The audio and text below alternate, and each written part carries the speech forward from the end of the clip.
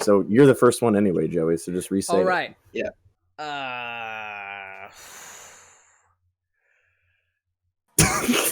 It's not your intro at all. It's not even close, man. Hello, and welcome to The Meat Hall.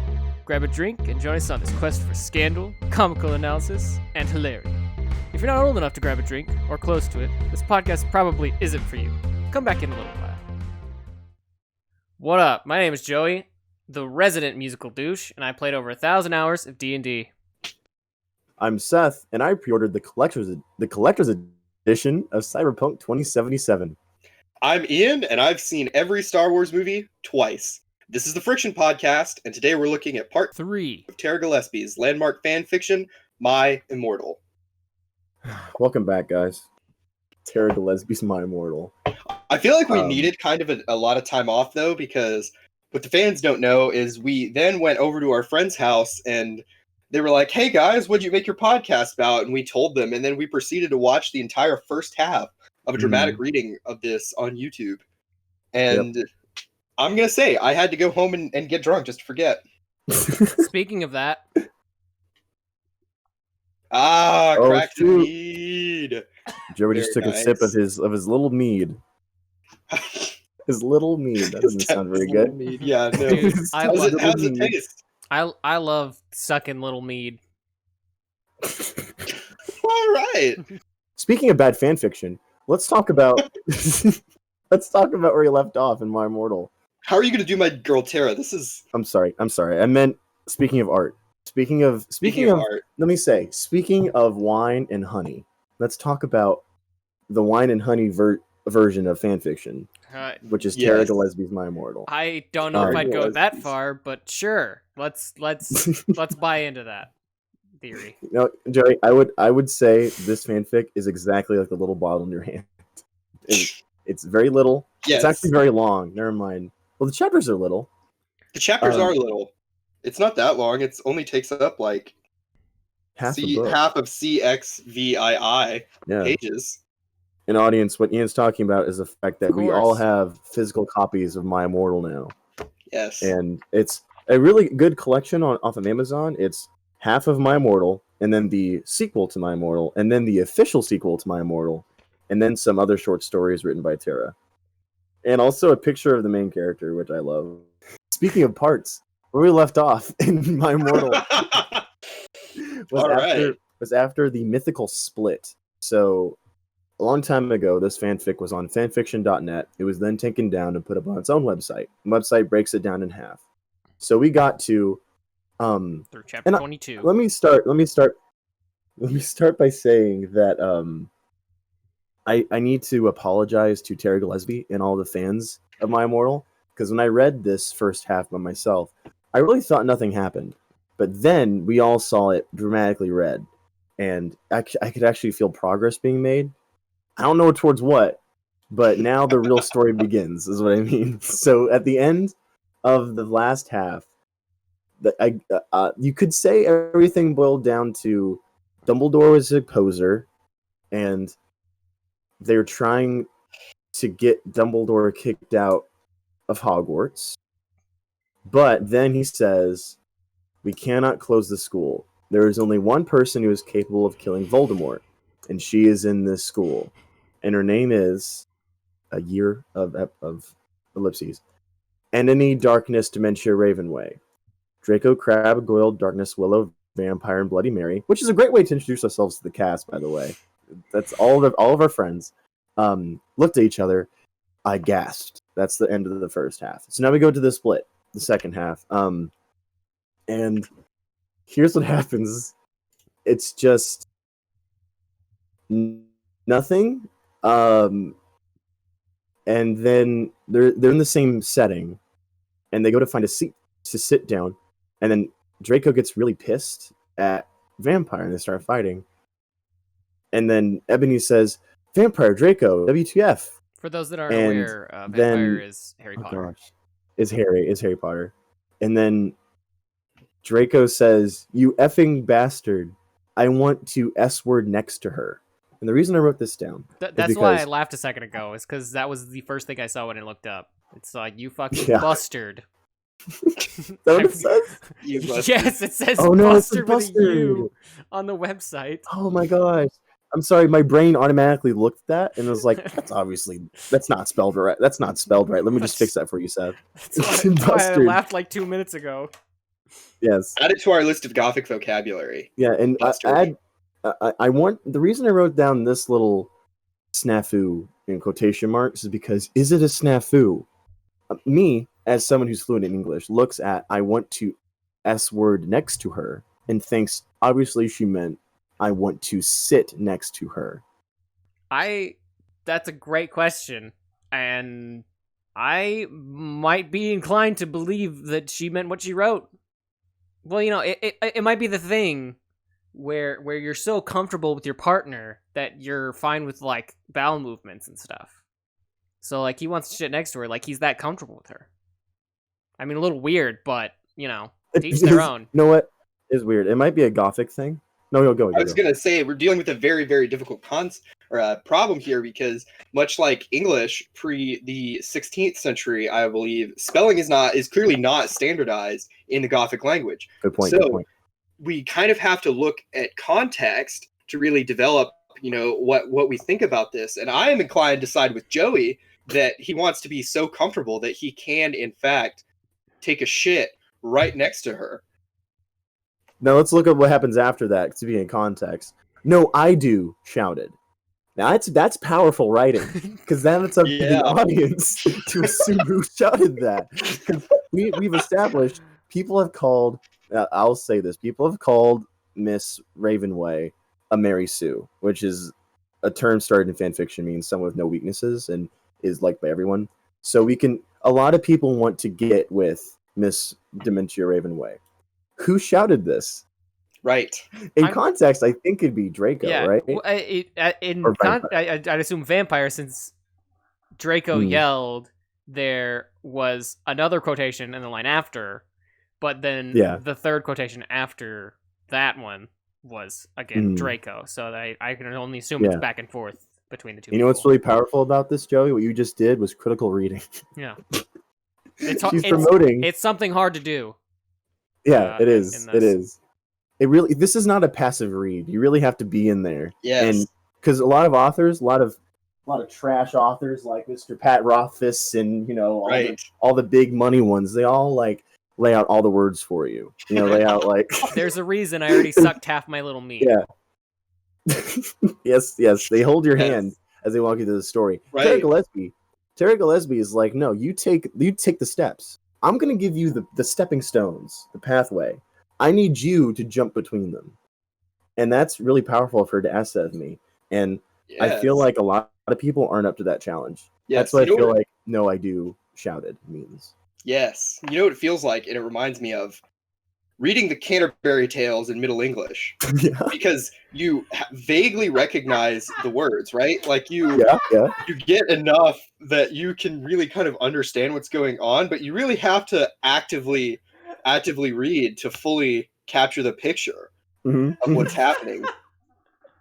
You know what sucks about that? Because Chaucer's one of the just compared to Chaucer. So Chaucer's one of the weaklings that gives you all the words. Right. But the reason that Ian's argument is that we don't understand his language, so we have to make the steps between words we do know. Terry Gilesbie's like da da da. Sometimes you don't understand the words. Sometimes I'm not going to give you the words. I need you to do it. We understand because so many people have already studied Middle English, right? So like they can give us these steps, like, oh, you know, they don't have the ah sound. They only use the ah sound for a, right? But nobody has. I mean, scholars are just lazy, I guess, and they really haven't dug deep into the Gothic language like they should. So I think in another 50 or 60 years, we really will see some guides that will help kind of lead us through this in a way that we need to, much like we do see with the works of Geoffrey Chaucer. Exactly. Yep, totally agree. So now I'm gonna skip down a little bit because I'm pretty sure, and correct me if I'm wrong, nothing happens after this up until the famous. Do they go to a concert a fourth time? But because Joe, you haven't read this. The answer is yes, actually, Oh because my they God. play at concert. It's funny you bring that up. I like the way that she uses the concerts, though. It's kind of like Yeah. temporal touch points, right? Exactly. That's how we know we're moving through this narrative, is because, oh, they're back at a concert. So we know some things have happened, but they're able to slow down and listen to some dope Good Charlotte.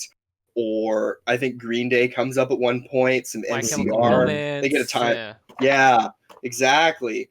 So I Yes. think it's a very smart move on the author's part. Yes. So I'm going to skip down to chapter 29. Again, I don't think I'm skipping much. I really just wanted to point out. Oh gosh, I just looked at cum now, as in come now. Preacher McGonagall yielded. Okay, but there's a part I have written down in my notes. Draco started to cry all sexy and sexative, and then we have an insert. It's on author's note. She doesn't say "an" in front of it, so I'm led to believe this is like the narrator. Which I have a question: is the narrator Tara Gilesbie? But this is the point I want to bring up because this little parenthesis says, "Get it? Cause he's a sex bomb." LOL. Tom fell not rules for Lith, but nut as mucks as Gerard or sex on legs. I love ooh ooh. And then this is an interesting word, isn't it? This word here is interesting because, Ian, I think you're the resident Gothic expert at this point, as someone who's read the entire story. How do you pronounce this word? So it seems to follow a similar stress pattern to English so far, based on the readings aloud that I've heard. So thank you to my fellow scholars who have done that work. So let's see, but if you're get it because he's a sex bomb, LOL, Tom fell not rules for life, but nut as mucks as Gerard. Your sex on legs. I love you. I'm gonna go with Fokang Rock. Okay. Marry me. Okay. Maybe change the stress a little bit, like fucking. I think we kind of evenly distribute fucking rock. Marry me. Okay, because I was confused mostly by the OKE, and I thought it was oak, folk. Mm. Oh, okay. Folk, but again, I'm an my, English speaker. My guess may have been like faux as in fake. Interesting. Foking. That's a good point, but I think based on context, she's being serious because she has demonstrated a love of Gerard Way, but it's also possible. If I saw this word in a different context that was meant to imply that it was fake, I would definitely, I would follow along with that, like foking. Yeah. So for the audience, it's spelled Fokeng, and she says, "Rock, marry me." 11111. So again, going back a little bit. You're so sex off. I know that's my note. Bye guys, are so sex off. So I have a question of, again, no author's note in this little excerpt, and we've seen she's not scared of the author's note tool. She uses that almost exclusively, constantly. So my question is, who's saying this? Who is saying this? Because it's within quotations. Yes. It's within. Well, actually, no. I think that's me. I added that. I added the quotations. It's within the story. So it's the typical third person narrator who just has a little aside. So is this some sort of separate? Is the narrator separate from Tara? Is my question. That's my question. I really like this. I'm really glad you brought this up. We've actually been talking about something similar to this in one of my classes. Like, it's like the concept of like narratology. Like, sometimes like you have to look at who's speaking and telling the story, but you also have to look at like who's experiencing the story. And I think that this is a really great example of the author playing around with that. More specifically, I think that you have to kind of look at it the way that you would approach like Descartes' Meditations, right? You have Descartes the author, you have Tara the author, and then you have Descartes the character in the story, right? Who's learning things, right? So that's Tara the character. So she is now the writer writing this, and then in parentheses is Tara, a character who has now just really felt like she needed to express her love for Gerard, because obviously it's not Ebony, right? Because she's in love with Draco. Yeah, she's not gonna cheat on him with Gerard. She already said no matter how much, how much she wants to. She does say it a lot. Yeah, and that's the whole first chapter. No matter how much she Draco wants gets Gerard, really sad. She wants to be related to Gerard and also have sex with him. Yeah, those are. I don't even know why you specified that, Joey. Because she says both of those things. Yeah, she makes it a very clear point. I agree, Joey. She makes it very important. She does make a good point. She wants to have sex with him, and be related to him. And be related to him. Yes. Okay. Well, I assumed it was like the character is like supposed to be like his wife. I hope, not his sister that wants to have sex with him. It's a weird way to say I want to be married to you, as in I want to be related to you. Right. I wouldn't say that to my future wife. It's like I really want be you my to have sister, my last name. But also not like that. What are you doing, step bro? Okay, so now the reason while Ian was doing all that, I was kind of going back through the story because in my next note, I have an important point to make, but I wrote these notes almost half a month ago, so I didn't know the context of this next part, and the context is just crazy. And I say crazy as in like a third person walking into this show, this story out of nowhere would think this is crazy. But we all know this is art and this is intentional. Mm-hmm, but sure. Mm-hmm. Chapter 29 starts with, "Oh my Satan," we screamed as we jumped out of the coffin. Snap and Professor McGonagall started to shoot at us angrily. Yeah, there we go. There's the word orgasm. So they were definitely having a group sexual experience in the last chapter, and they got crashed, okay?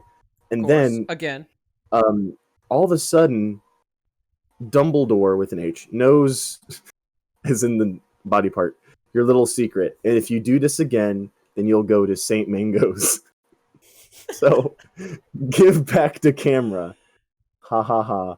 The mystery of magic thinks he is crazy. There's no way Day will believe him. Snoop laughed meanly. That's interesting. I just noticed this. None of that is done in quotations. None of that is in quotation. What does that mean? Because that would mean it's all narrator setup, right? Yeah. It's a James Joyce stream of consciousness. So then that would mean that instead of Snoop saying, ha ha ha, the mystery of magic thinks is crazy, no one would believe him, he's saying this to them in the story, but we as the reader are getting it from the narrator looking at it. The narrator's like, and then Snoop said this. Also, I want to believe Snoop is Snape, but it also could be Snoop Dogg. That's what I was thinking. I was gonna. See, I was like, did Snoop Dogg show up out of nowhere? That's cool. He would. He could. He could. I mean, there's a reference. There's the reference to Blade. Was a black guy who kills. Snoop Lion at this point? Ooh. Or possibly just Snoop, because he did both of those. When was Snoop? He was Snoop Doggy Dogg for a while too, as well. I think it's important that we name him correctly. Okay, Snoop converted to Rastafarianism and changed his name to Snoop Lion. When? 2013. Okay, after this. So Rastafarianism. I know there's a language. I mean, religion. I guess this is language too. Okay, so that was a little tangent. What I really want to touch on, my note was, shut your maputh, you innocent fools.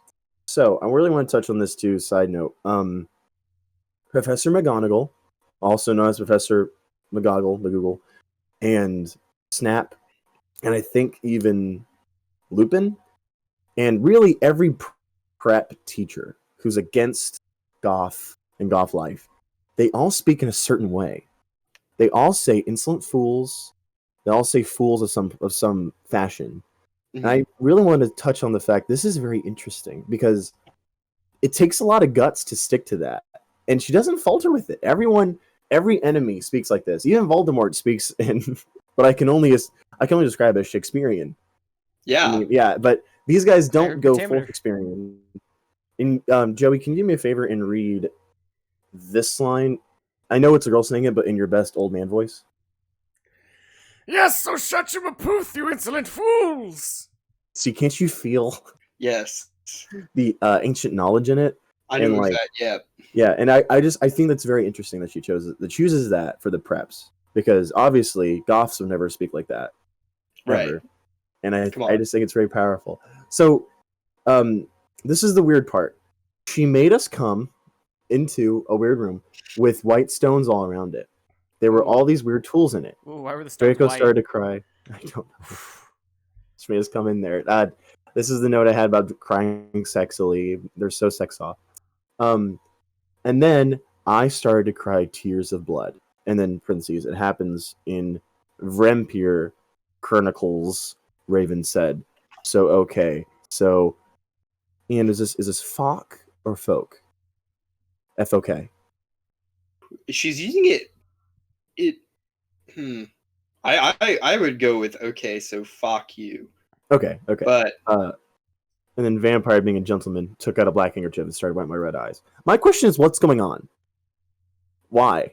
Because so they busted this group sexual activity, and then yes. she made us come into a weird room, and people just started crying. And I don't know if we're supposed to know what's going on as the readers, but the characters obviously know.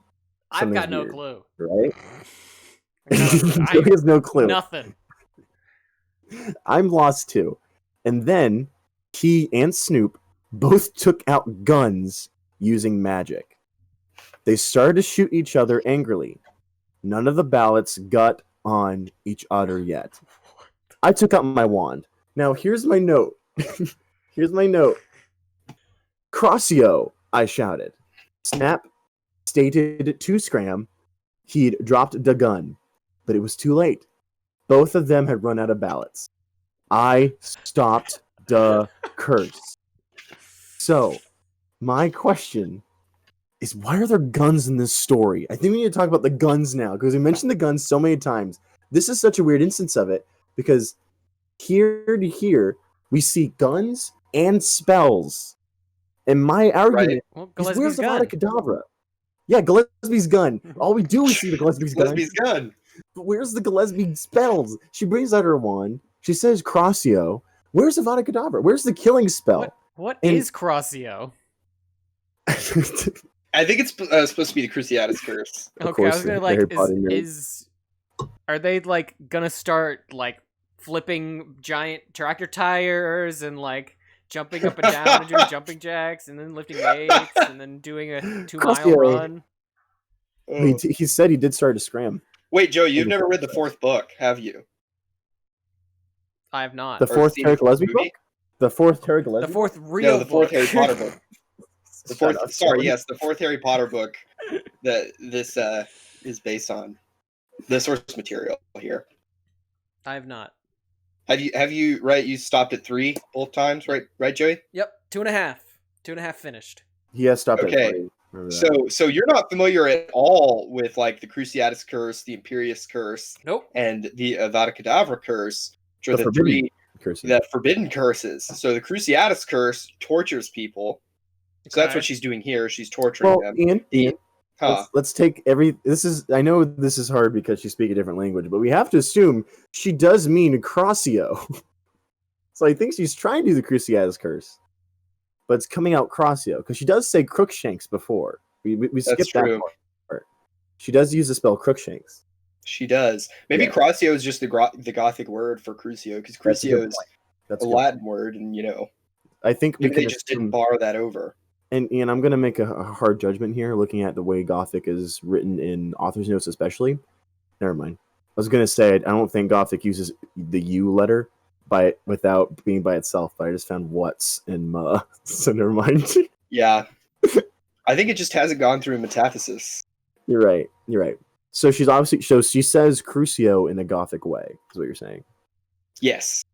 I'm going to go with that. Crucio. Crossio. I wonder if that affects the potency of the spell. Because honestly, magic system Harry Potter has never really been described in a good way. Right. You have so many spells, but like some spells like Oculus Reparo only fix glasses? Yeah, Like, yeah. who wrote that one? It's very that niche. one only. Very niche. You're right. Congratulations, I think it was, you have 20/20 vision. Here, learn the spell. Why did Exactly. wait? I think Okay, it was that brings up a Rufus question. the clumsy. What's your question, Joey? Yes. Why did Hermione know that spell? Why did Hermione know that spell? Why did Hermione? She's got She no doesn't have- glasses. You're right. Okay, whoa, wait. What if you're stumbling on J.K. another Rowling, you theory? can reach us at- You're stumbling on a different theory for a different book, a really different series. Talk about Harry Potter now. I You mean, guys I read Harry understand that Potter? she was black What and in a if- wheelchair, but she didn't have glasses. Okay, so what if? Yeah, that's the one thing you know about Harry Potter. She doesn't have glasses. What if she learned that spell? Sorry, what if she? My mic's falling apart. What if she learned that spell for Harry? What if Joey Whoa. just found ammo for the argument that Hermione likes Harry the entire time? But wait, what if she's like? Wouldn't that be like really, really creepy? If she was like, I bet Harry. What if Harry Potter wears glasses? I bet they're gonna be broken because They've been friends, and she No, knows. that's the first time she meets him. No, it's not. She uses Octos Aparo in the second book. No. Yeah. She uses it in their Ian, first. Fight, No, no, fight. Ian, second book. You know I know this because it's Lily's. It's my sister's favorite movie, so I watch the movie all the time. They meet in Diagon Alley. It's the first time they meet in the book after a year of being friends, and she's like, "Harry, Hagrid's like, hello, Hermione. What you doing here?" And then Harry just broke his glasses because he said Diagon Alley and fell into Nocturne Alley, right? And she's like, Oculus Reparo. And if his glasses, he's like, wow. And she's like, marry me. And he's like, no. Slapped, Harry. Here you go. Exactly. So that's the second book, Ian. Step off. Hear me off. Nope. Hold on. I take no joy in this. Oh my gosh. He's looking up the notes. He's looking it up. This is the greatest Ian, tangent I swear.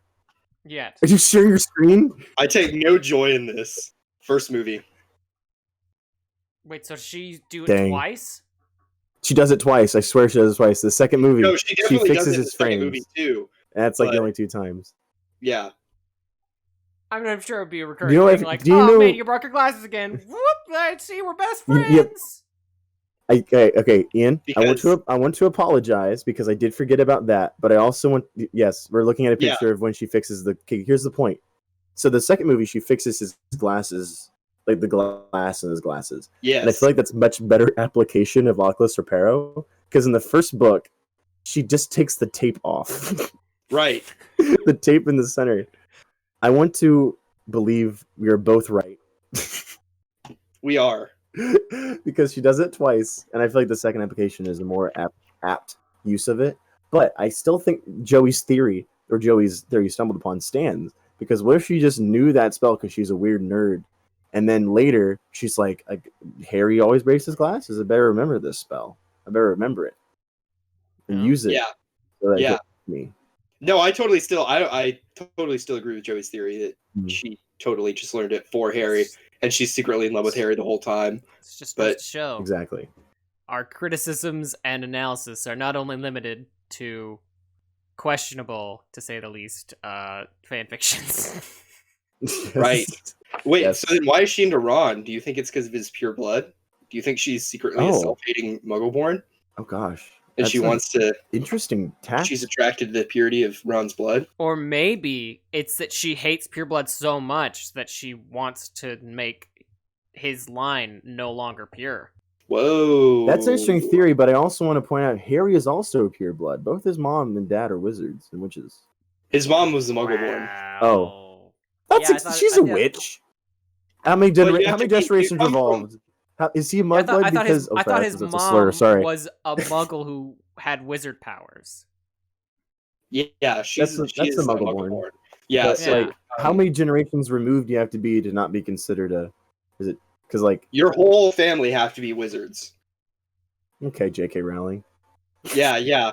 Okay. Weird. No, it's very Interesting. it's very blood purity weird stuff. It's very Also, how Nazi come none of the Germany. purebloods have like 6 Deformities. fingers and like weird like misshapen eyes and stuff? Yeah. Because like if they're like as old as she's trying to say they are, like that means they've been inbreeding for like probably like hundreds of years at this point. Mm-hmm.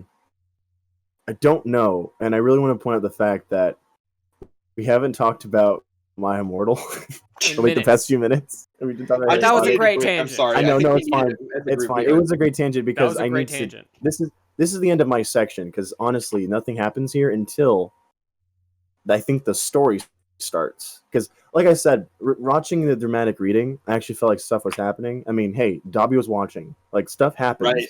but like nothing happens until.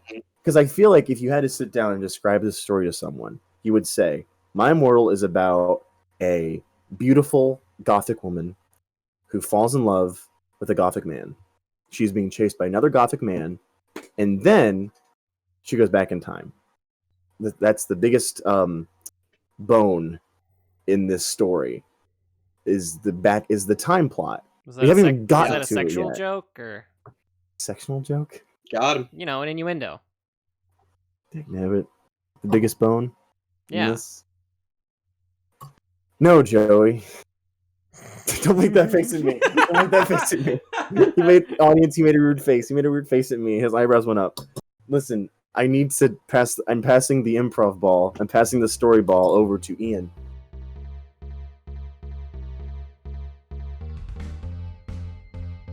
Hey, Internet.